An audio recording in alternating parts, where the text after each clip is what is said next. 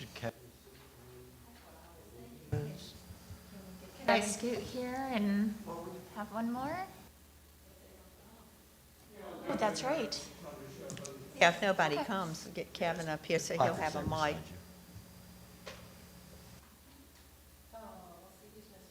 Lee's not coming, she's still stuck in New Zealand. Okay. I haven't heard from Libby. You haven't heard from her. I forgot a spot. Oh. I was wondering why he was there. That's good, Kevin. Just That'll sit work. up here. Oops, sorry. Okay, I'm Olivia. Hello, Olivia. Not for long. Oh, okay. Well, let me show you up, she's got my seat, that's fine. And she's in trouble. Thank you.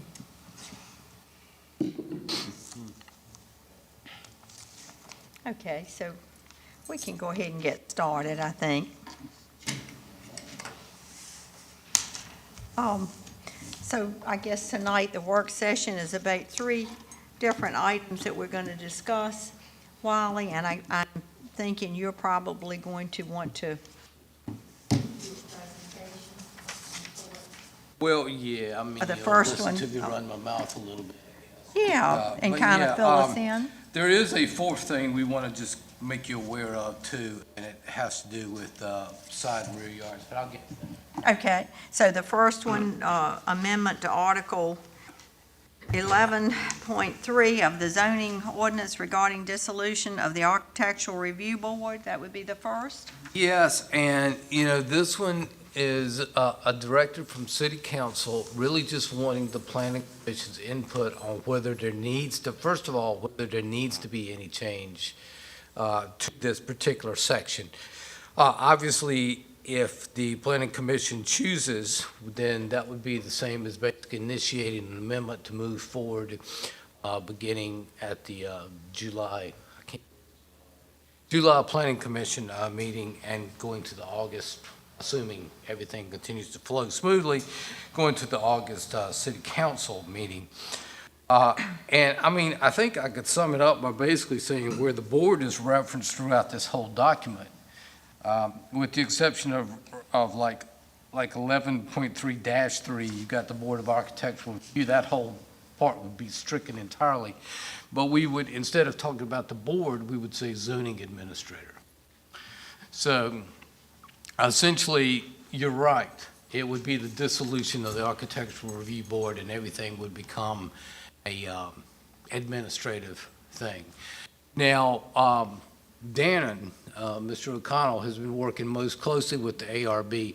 I understand there were some issues 10 years ago, 10 years ago, but he can speak to how it's been working lately. To my knowledge, everything's been working pretty good, but, you know, you never know, you know, when you'll run into the next snag. But anyway, that's what this is all about. So it's a dissolution of the name, not the function.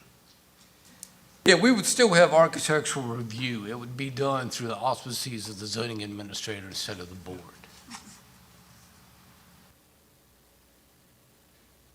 You'll notice as you go through a lot of this article that, well, it's like everything architectural. It's sort of in the eyes of the beholder. And that may be one reason why they had a board in the first place, is that you had a number of people to kind of weigh in on it instead of one person. But certainly we could do it with one person as zoning administrator also. Dan, and if you had anything to add, you're certainly welcome to do so. Little history. Yeah. We sort of got into this at the tail end of the last meeting, but I believe the ARB was established back in the late 90s in response to some certain developments on Wood Creek Road. In the beginning, it was a rather strict board with a lot of strict standards, but those came down to the people who were on the board. I don't think they've ever had a definitive kind of set of guidelines like you would find in the city of Williamsburg.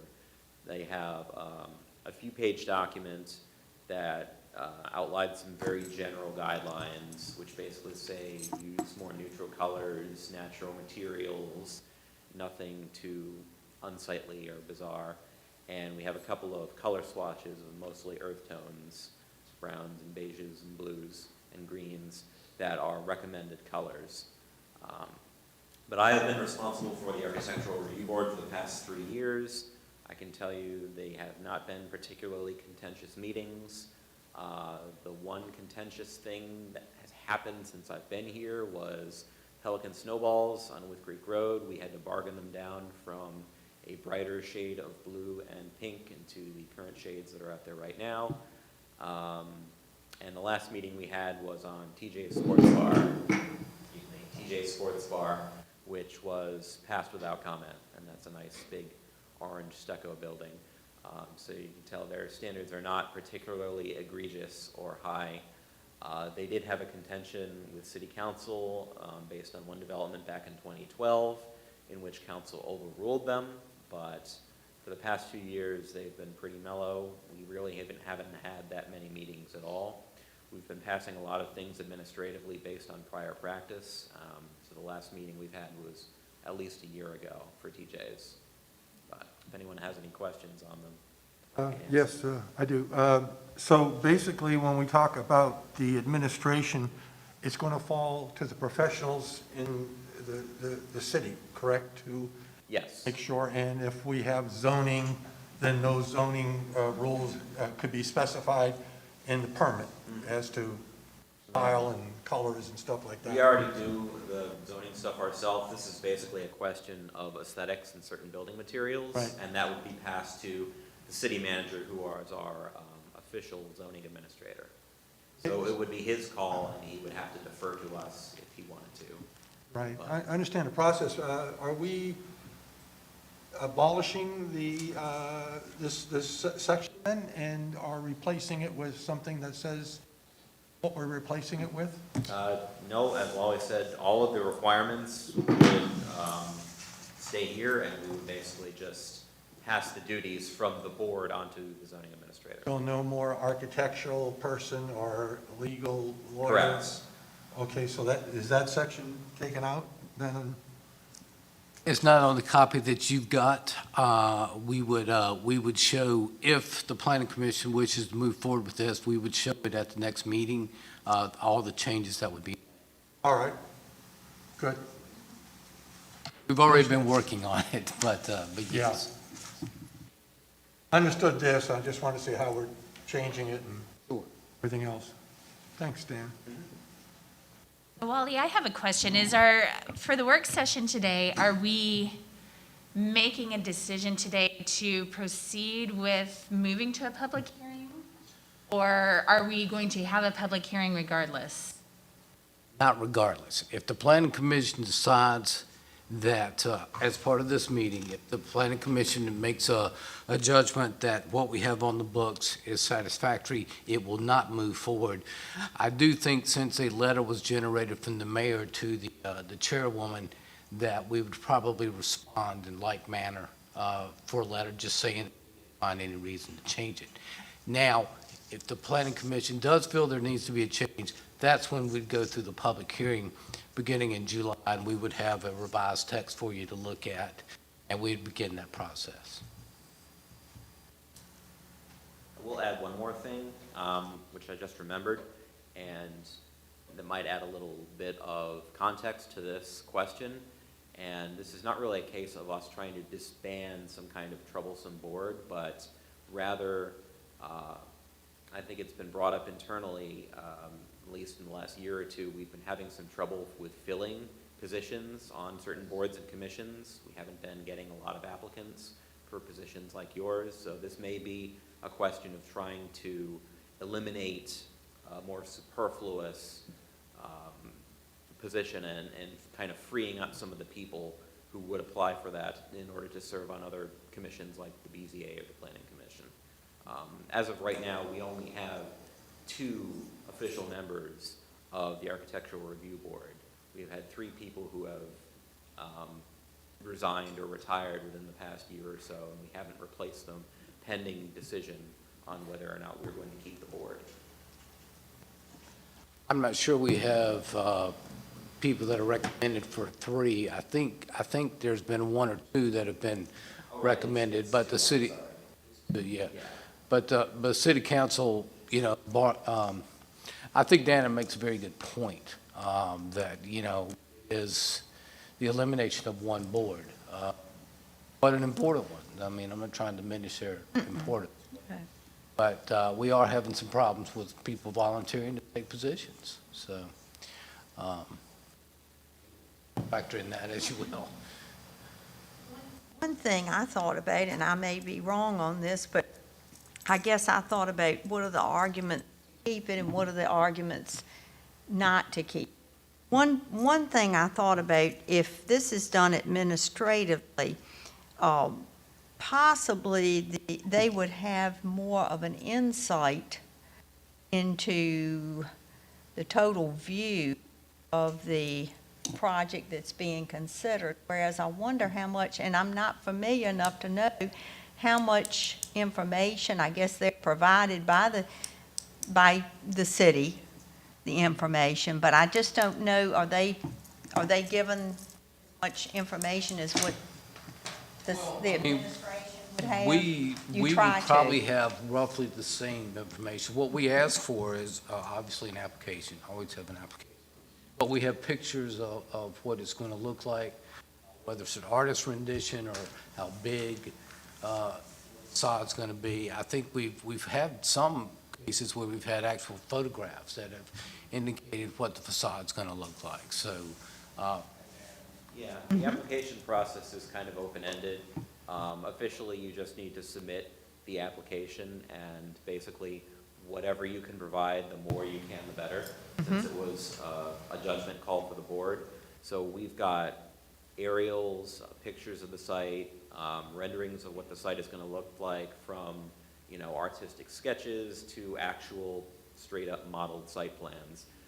We've got color samples, we've even had material samples, people bringing in bricks and showing us this is what we're going to build out of. And those materials, I guess if we keep the same language, those materials would still be suggested to be brought in. The thing that would be changing would basically be, instead of this board of 5 people, it would be the judgment of the zoning administrator. No meetings for over a year and vacancies on the board. That created a delay in projects throughout the city for the board not to approve these? No, we still have 3 members. So we have 2 vacancies, but we still have 3 members, which is still technically a quorum. And we've received a handful of applications, but so far, aside from TJ's, we've all been able to process these administratively, which the process is basically the same, except instead of having a meeting, I just send it out via email and ask for the board members' permission to approve it. And so far, all of them have been approved. So it hasn't resulted in a delay yet. It's nice to have the, private citizens to give their opinion. I like that aspect of it. That's one of the pros of keeping it. But I'm just thinking now in hearing and I know getting people to fill the positions is often difficult, to get people to serve on planning commission or any commission. I wonder, so actually the workload for administrative would not be anymore, because you're providing information, you're feeding it to the architectural board, so not going to cause y'all a lot of, yeah, in this case, the Trouble to zoning do it. administrator's decision could still be overturned by the city council. Same sort of the same same sort of thing, deal. yeah. Yeah, it's just you're having one.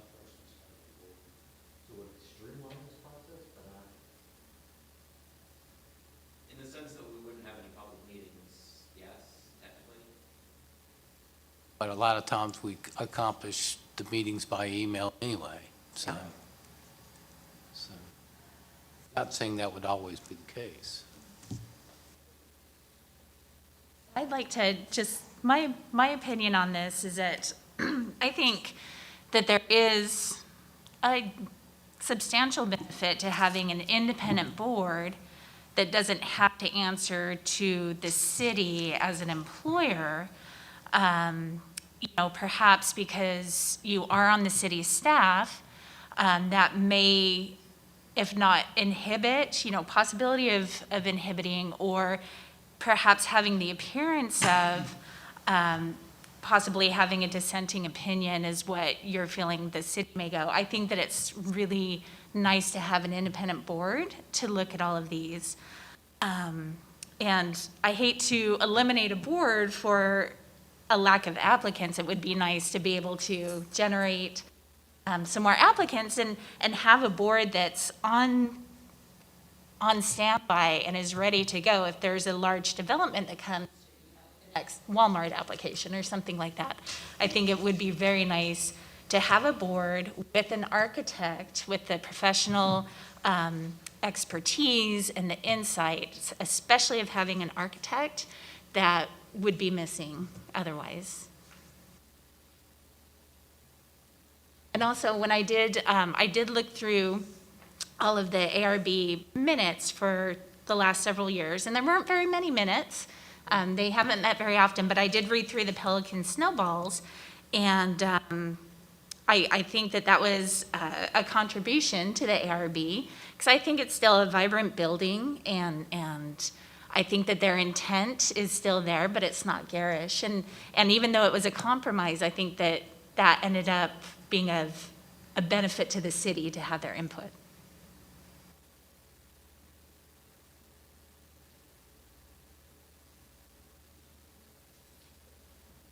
Evan, you look like you're getting ready to say something. No, I agree with, that point. I think more from the point of being a city employee and sort of feeling beholding as opposed to a separate entity. And that makes a lot of sense.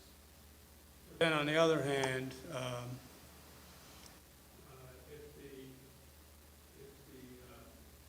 other agencies, can make a, cogent and proper decision. I have no problem with that either. Sort of ambivalent, whether it stays or it goes. And if you think about it, they make a lot of, in charge of making a lot of decisions about new buildings. Just not the architectural, I guess. You take recommendations and the city council ultimately does it. So they can override private individuals anytime. I think the question needs to be asked is if what's the harm in keeping it? And so what if, you don't get somebody else on the planning commission? Well, that's what I was trying to determine. Did the pros outweigh the cons, or is it just a flush? I mean, is it sort of, is there something that really is outstanding that would say that it should be dissolved? It sounds like it's kind of, I'm just trying to think of what that is, because I don't quite, is it just that we can't get people to do it? Is that it, or? Well, I feel like we'll get people to do it. But like I say, the city council has held off to this, appointing anybody else to the architectural review board, because the feeling was that instead of having a board, this was delegated to a zoning administrator. I get what Ms. Emmett is saying. You are talking about one person who works for the city instead of a board, even though the board's appointed.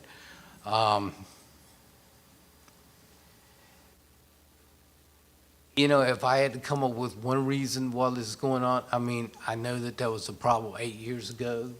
That's what I'm getting. I don't think there's been a problem in the last 7 or 8 years. It seems to be working pretty well. I'm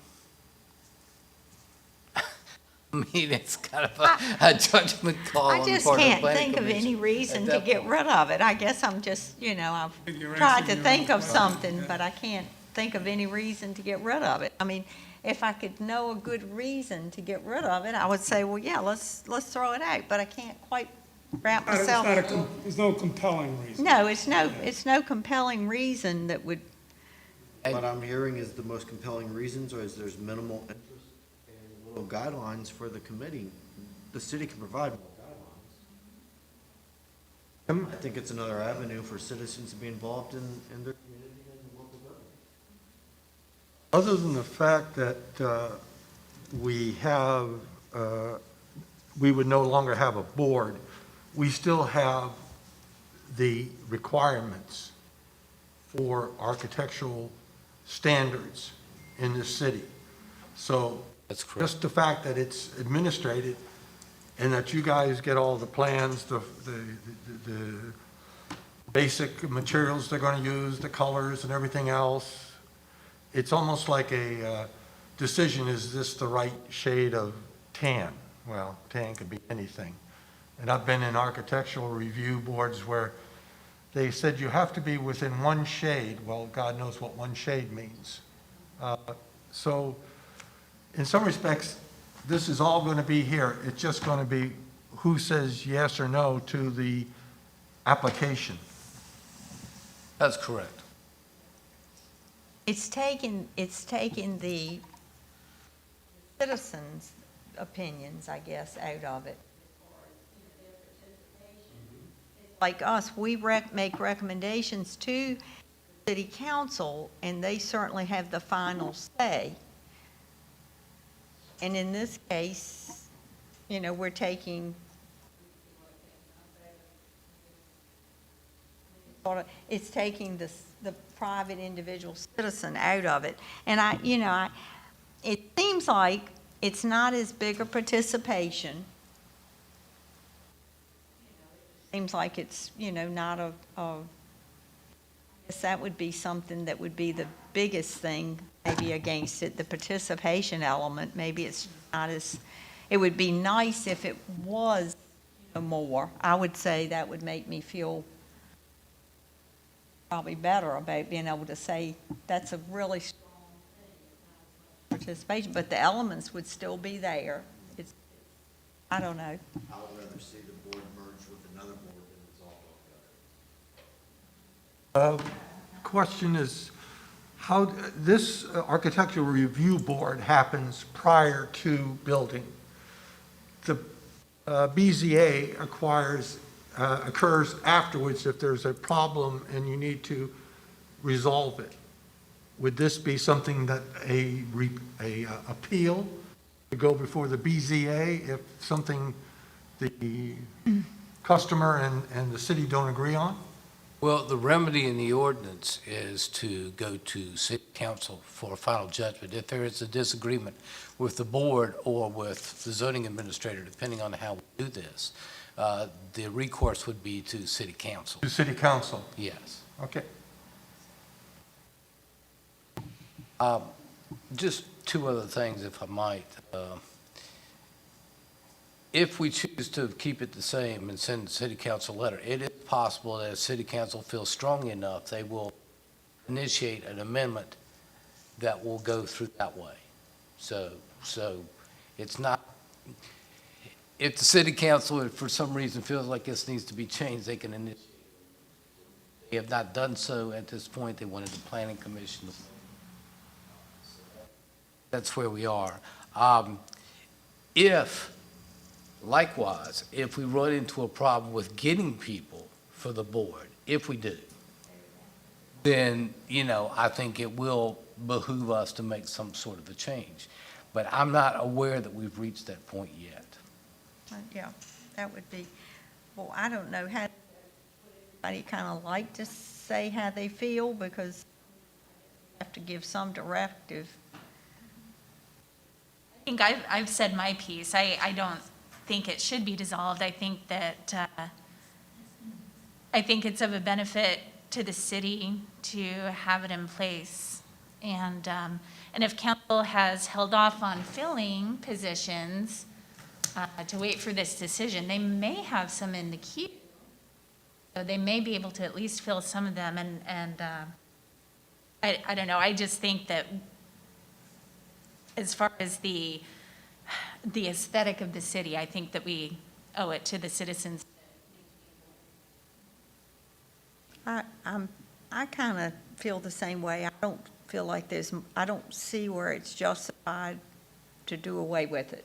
I don't see away with it. So I'm gonna go along with you, no to dissolve.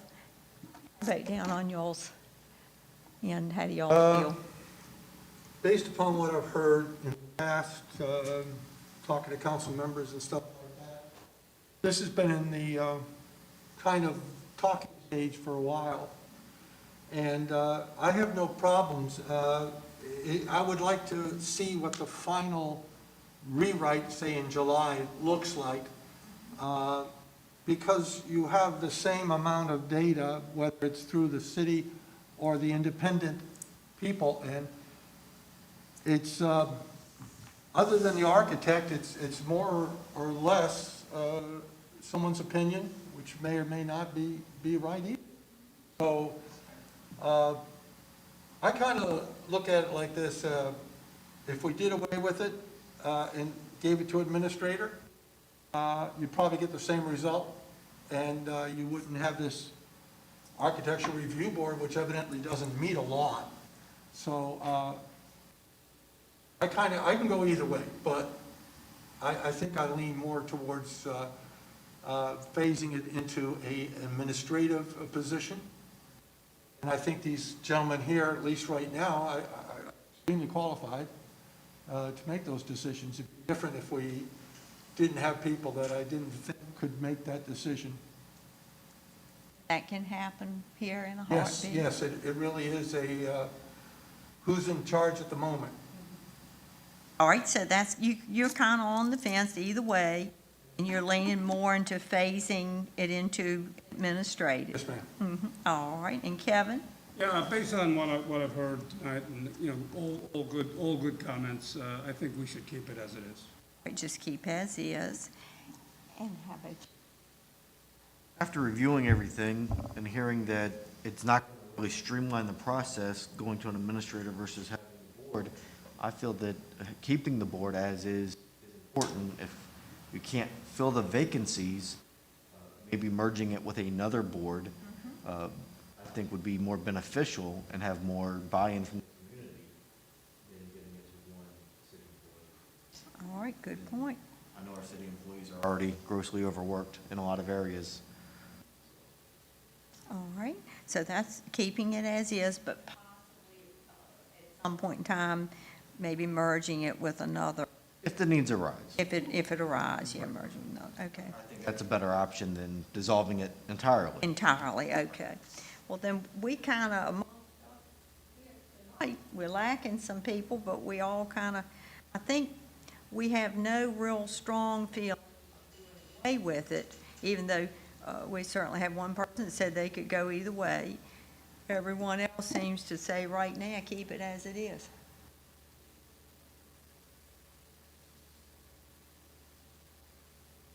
I think at this point, as I said at the outset, Madam Chairwoman, if you could draft a letter to the mayor, Mr. Hunt, who the letter came from, Mr. Hunt, just explaining right now, it is possible that city council will initiate some change, and if prepared to come with a document that will show what the changes would be.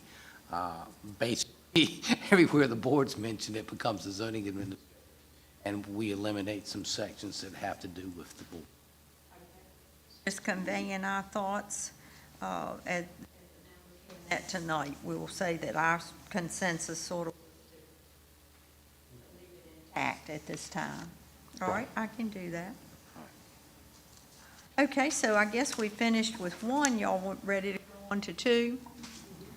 Okay, that's the amendment to Chapter 34, Article 4, Division 3, Subdivision 2, Section 34-171C, and Appendix A, Article 1, Section 1-4C, 2, and Article, oh my gosh, XLIV, Section 11.4. We don't make it easy, dash do we? 13, no, you don't. 2, paren 2 of the city code regarding fee increases for Wetlands Board and Board of Zoning Appeals applications. So who would that? Well, in Talk. recognition of Ms. Holloway's last PC meeting, I This think is it's her fair last to have her talk one. about the fees. This will be my last item to get straight, and we do need to get it straight because we're losing money right now. We put in there a copy of your planning commission ad, just as a reference. Okay. What these fees are for advertising. Board of Zoning Appeals and the Wetlands Board, we were able to advertise in the Poquoson Post at a cheaper rate, and that made sense to have fees that I think currently are $292, application fees, that covered it. However, that newspaper is no longer in existence, and we are forced to advertise through the daily press. So we went through and we tried to pick up every application fee that pertains to the Board of Zoning Appeals and the Wetlands Board, so that we can make those changes accordingly. And then they, like the conditional use permit fees and those things will all be pretty consistent, and they will go up every year according to. The consumer price index. Yeah. Yeah. So, it's just a needed thing, so we don't continue to lose money on the advertising.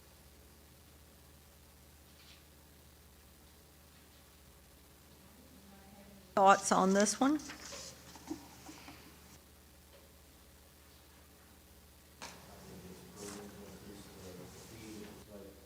Documents, fees haven't been increased in about a decade, and we know everything's gone up, and it will continue to go up. I think it's prudent of us, and the taxpayers' dollars, to have the fees at least cover the cost. Yeah, I don't think the city should subsidize, the effort. I mean, it should be.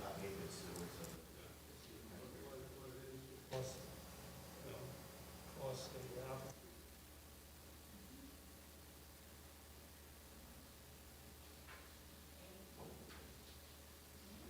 I wish there was a, hey, we can advertise cheaper, but there's really not an option. So I don't think, if it's going to cover our costs, it's going to cover our costs. Bonnie, could you read that paragraph 2 again? I'm just gonna laugh at that now. All kind of feel like this is necessary. It's probably not a lot of need to, Worst part is that the daily press is getting less and less circulation, but it costs twice as much more. like. That's for sure. Get more off the internet than you can in the daily press, but I agree. I looked at it, and it wasn't, first of all, it's really just those areas that are wetlands and so deemed as such. Protect them.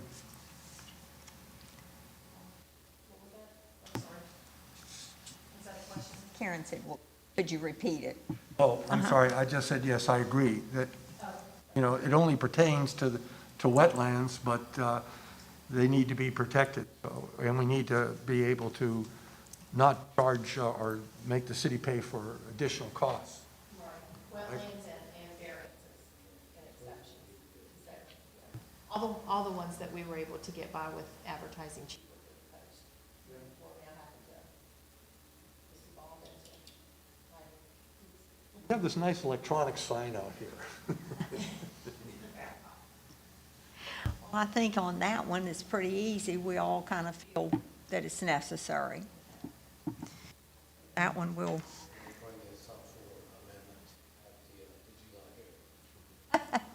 Sadly, Karen won't be with us. I know. But we'll, I'm sure it'll be fun. Well, the next one is 3, and it's an amendment to Article 10, Sections 10-5 and 10-12 of the zoning ordinance regarding setback requirements for freestanding accessory structures in the B2 Business Zoning District. Yes, and Yeah. Had Board of Zoning Appeals too. oh, for the fees? But that's just another section that we're gonna change those fees in. Okay, it's just in the next order, I wasn't. Yeah, it's actually, I believe, 3 different sections of the code that we're gonna need to Yeah. change those fees in. Wetlands, Okay. Board of Zoning Appeals, Environmental Management Area, Overlay District. So as far as fees go, then we've also looked at the Board of Zoning Appeals, and we're also increasing their fees, and that's also Yes, agreed to. so they're all gonna be the same. Okay, all right. We're now at, like you say, Number 3. Number 3, We're let on me try to give you some background on Okay. number 3. All right. BB&T might be one of the worst kept secrets in town, but they are moving. I think we all know that.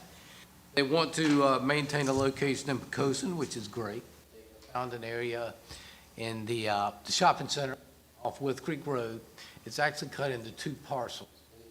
One is owned by Valianos, managed by the Browns, and one is owned by the Browns. But it's a contiguous shopping center. It functions as one shopping center.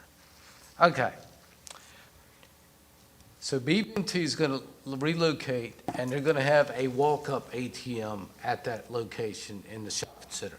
They also want to have a structure, an ATM structure, unmanned, and I think I gave you some photographs of basically what it'll look like. They want to locate that, they'll take away 9 parking spaces. And the Poquoson Shopping Center, the Brown-owned property. They've got plenty of parking, they still meet their parking requirements, but they want to be able to locate up to the setback line. And I talked to the city manager / zoning administrator about this, and of course, we understand that there's a big interest in keeping BB here, number 1, and number 2, we couldn't really get at it administratively. They could have applied for a variance, but we thought to ourselves that our shopping centers do not envision any standalone unmanned kiosks of any kind. And you see them everywhere, but we can't get there very easily. So we thought that for unmanned structures where it would be an accessory structure to somebody located within the shopping center, very important also. We don't want just anybody throwing up a kiosk in a shop. It'd have to be an accessory structure, unmanned, associated with a business that works here. But, and the ordinance tweak really would come in with section 10. I've got all these papers around here, doesn't really matter. Section 10, which really talks about, we already say signs can be located in the front yard. In addition, accessory structures operated by a business having tenancy in the same shopping center complex, regardless of ownership of different parcels, may be located in the front yard. So what we would be doing is we would be allowing the structure to go up to essentially the setback, well, to the right-of-way line. But there happens to be a VEPCO easement also. In this particular case, there's a VEPCO easement that affects those front parking spaces. So they would be set back from the road because they can't be, the structure can, the parking can, because, and the queuing can. But again, I mean, I'm talking about BB&T, but I just want the commission to understand that while BB&T might be what triggered this would be available to all businesses. So, you know, it's not just for BB&T. I mean, anybody having tenancy in that shopping center, you know, well, I think there's another bank there, but they could potentially have structures. Now, we've talked about an ATM here pretty specifically. The board may wish to just say accessory structure, period. I think it's important to say, you know, that it's a structure, it's not a building, it's not occupied by anything of that nature. And really, I'm just asking if the planning commission wishes to initiate an amendment. And then I'll have more specific stuff, more, probably a PowerPoint presentation at the next. Well, I have a Demonstrate how question. this would work. Yes. Right now, there's an unmanned ATM by Bayport over by Food Line. So it's Yes. not the matter of an unmanned ATM machine. It's Right. the distance from the setback. Is that correct? It's a distance from the setback. I do want to point out that the Bayport one would not qualify for this, though, because there is no Bayport Bank within that shopping center complex. So they would not be able to take advantage of this. And they would have to comply with the setbacks. And in fact, if you look at the site plan for Bayport, which I've looked at, they did comply with the setbacks. I assume that because it's Right. way in the back. So Yes. what my question is this is really about how close it is to in the parking lot, as close to With Creek Road. In this particular case, that's absolutely correct. Okay. Yes. Where in correlation to that parking lot is this projected to be? It's very hard to figure out. Don't feel bad. If you're going towards I'm going to call it the Domino's Pizza. There is an entrance off of With Creek Road that goes there. It will be to the right. So in between that. It won't be in between the corner. It won't be. It won't be in the corner. No, it'll be over to the right on the brown, I'll call it the brown portion of the shopping center. It's very hard to figure out. It mizzled me for a while. Yeah, Because it's a very faint site plan. In fact, I'll try to get a better one for when we actually do the amendment for this. If we choose to. Now, the easement can be granted if the business has a storefront or business there. What if that business moves, like BB&T were to leave? Would they have to take the ATM with them? I think the expectation would be that the ATM goes with them. Because they would no longer have tenancy there. And it would become a non-conforming use. I guess, non-conformance law being what it is, I guess they could keep it there. But, you know. Is there any reason, and I don't know, that it can't be moved to the other side of the entrance to the parking lot? So it's on the same property versus the. Well, we thought about that, but to take out 9 parking spaces on that side of the property would leave that particular portion of the shopping center deficient on parking. Now, they could get a shared parking agreement, in which case it would not. But as I understand it for BB&T, they've been in contact with Betco about the easement, about where to locate, and they obviously want the grounds who, like I say, are the agents for one part of the shopping center and the owners for the other. So there's been a lot of back and forth on that. So I'm just kind of operating. But it would affect the required parking for that portion. And I don't know if you know the history or not. Did BB&T go ahead and find this location and commit to the location, assuming that they could have had this accessory structure, this standalone structure, and then just found, going through the city, that this isn't allowed, or? No, to be open about it, we had a on-site meeting with BB&T back, I guess it was still cold back in winter. And they talked about where they wanted to locate it. At that point, I talked to them about the ordinance and said, you need to go back to the second floor parking in order to be able to meet the setback requirements. And it's at that point that after talking with the Browns and everybody else, that they realized they really needed to be as close to With Creek as possible from the standpoint of just the parking arrangement of the shopping center. So that's when they actually contacted me, but and again, I talked with the zoning administrator, we talked about the development director. We knew we wanted to do, I'm sorry, I'm not talking to the mic. we knew we wanted to do something to help them to stay, but at the same time, we didn't want to just completely do something that would be harmful to our ordinance, just to have them stay. But this seemed like the way to go. We thought it was a better avenue than the variance, because we felt like other people other than BB&T may want to take advantage. So I mean, they could have applied for a variance. essentially, they can have an ATM smack dab in the middle of the parking lot if they wanted to. But by having it closer to Wythe Creek, then they Well, can it helps improve with the traffic flow. circulation, for sure. Because people coming off of Right.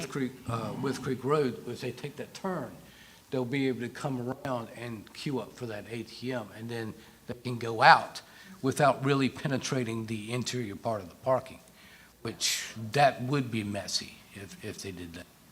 And one last question, and it's always hard to foresee other uses or other times that people may take advantage, not negatively, but have an accessory structure. And I was trying to think of some other things besides an ATM, what it could be.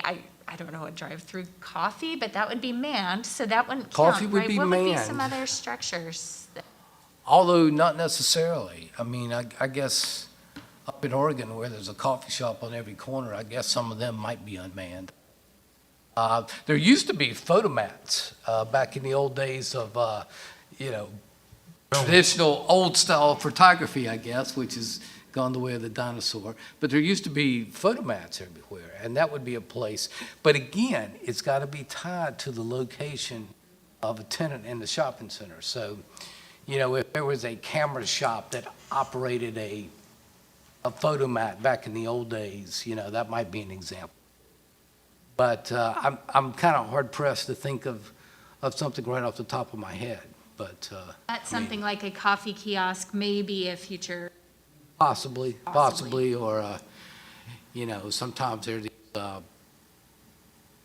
coin changers. I mean, I guess if there was a laundromat, you always need quarters for the laundromat. So I don't know. I've seen a lot of, what you drive through and you put in recycle, and, put in so many bottles, so many cans, you get a little thing that comes out and says, hey, you get $8.12, and you can bring this someplace. I don't know how that would apply. Well, yeah, it would have to be accessory to something in there. So, I mean, maybe when Farm Fresh was there, that was something that they could take it. I have a question about, I don't seem to have a problem because we have a lot of people that use BB&T, and I think it would be an asset to keep them here, and they need some type of drive-up. The thing is that it's going to be so close to the road. How about lighting? We don't want it to be so lit up that it's kind of distracting, but I'm sure there's some signage and lighting that they have thought about. Well, there'll be some lighting. I don't really have that detailed a site plan now. Of course, we'd require a site plan. Yeah. But it's probably going to be pretty well lit by the lights along the right way of Wythe Creek Road. Yeah. We need, I'm editorializing now. It would be nice to have some lighting requirements in our ordinance. And when we get around to looking at the zoning ordinances, I anticipate we'll be putting some ideas forth for what we might require about lighting. But I don't have any real details for you as to how that's going to be lit. I see from, of course, this is, I know is an example, Yeah. is just down lighting rather than Yes. a lighted sign that says, ATM here and. Yeah, I wouldn't envision a sign that says ATM here or something to that nature. I would think that basically the lettering on this structure itself would be adequate. Any Yeah. lighting, we would want to be directly shielded down. Right, I that's can what tell I'm you. just They getting did at. that with Zooms. I don't know if you were here a while. That's so close to houses there on the corner that they really restrict the lighting there, requiring it. But I don't know as this would be, Well, this is going to be on our B2 main yeah. commercial corridor, It's so- not going to be that same type such of as it is. probably thing, but I'm sure they'll submit that, and then at the time that we review, or Mr. Review, Absolutely. And would that be under the purview of the ARB then? That would be something that falls under the purview of the ARB, yes. Although with their scheme here, you know, it looks like something that they could approve, whether it's the board or zoning administrator, whoever it might be. Thank you. And in 20 minutes, we got work for the ARB. Got work for them, didn't we? Okay, well, how do y'all feel about this? Do you feel, you're thinking that maybe it is a possibility and stands? Yeah, I think so too. And particularly in light of whatever ever is done there, it has to be tied to something in that shopping center. I think that that's a really, big point, yeah. yeah, is a key element of it. Okay, so with that said, now you said something about having a fourth. Did you say you had a fourth thing, or? Yeah, I just wanted to mention it briefly. Okay, This has to do, this is just an oversight. It's something that obviously was not thought about before we looked at this particular variance application that the school is running through, and Dana, of course, is taking the lead on that. And so we had a wonderful conversation about this morning. But under 5-2, which is really under the RS district, but in our ordinance, the RS district, the allowed uses in RS are also the allowed uses in R1. And so even though the school is actually in an R2 zone, or the R1 zone? R2 zone. Okay. We say, under 5-2.4, we say accessory buildings located in the backyard only. Well, of course, this is a corner lot at the school. So really, it has two side lots. So what we would like to say is, keep that language, except that on a corner lot, such accessory buildings may be located in the side yards, but shall not be located in the front yard, which means they can't encroach further than the building line of the school, for example. Now, the variance they're seeking is actually to be in the front yard. They'll have to make that argument to the BZA. But as Dan pointed out correctly this morning, they really can't move it back to the side yard to comply, because the way the ordinance is written, it has to only, it can only be in the backyard. And on a corner lot, you don't have a backyard, which is kind of crazy when you think about all the accessory uses, particularly at school, that you would have. So we thought that that was a ordinance thing that we need to look at quicker as opposed to later. Now, we're going to do an overhaul of zoning and the subdivision and the site plan, and we'll probably have a work session with city council either later this year to kind of lay out what that's going to look like. And I don't want to get too far afield, but my feeling is we'll do it a lot like the comp plan. We'll take certain sections and we'll go see how we do with that. But we feel like this this change needs to be made sooner. So it's kind of a fourth thing thrown on your work session. But if the planning commission is agreeable, we would come forth at the next meeting with some actual text that would correct that situation. Because the reality is the school does not get their variance for the front yard. And I mean, we all know variances are kind of hard to come by. They'll obviously want to go to the side yard. Which school is it? This is the middle school, part of the renovations, which is particular, you know, that's not great either. It's not a great look, you know, since we've approved all this money for their renovations, although, to be fair, the football changing room is not really part of it. But be that as it may, this would correct that problem. you don't think that ticket selling booth might go? I think it could probably be renovated with a half moon on it. Somebody that didn't know and came here to a game, they would think that might have been an old outhouse. I think it's the most awful looking thing I've ever seen. I Well- wouldn't get in there and sell tickets. Well, perhaps that'll be renovated now that once we correct this I code. can't resist it. This will allow some property improvements. When I walk by it every evening, I think, boy, maybe that'll be in the improvements. Right, exactly. Well, anyway. That's all I got. Wrapped it up in about an hour. That's pretty good, isn't it?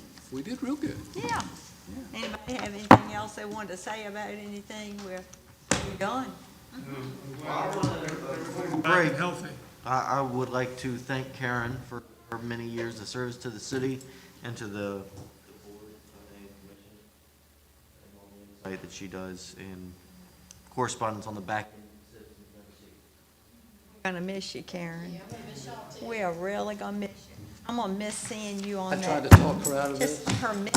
Just her minutes are just great.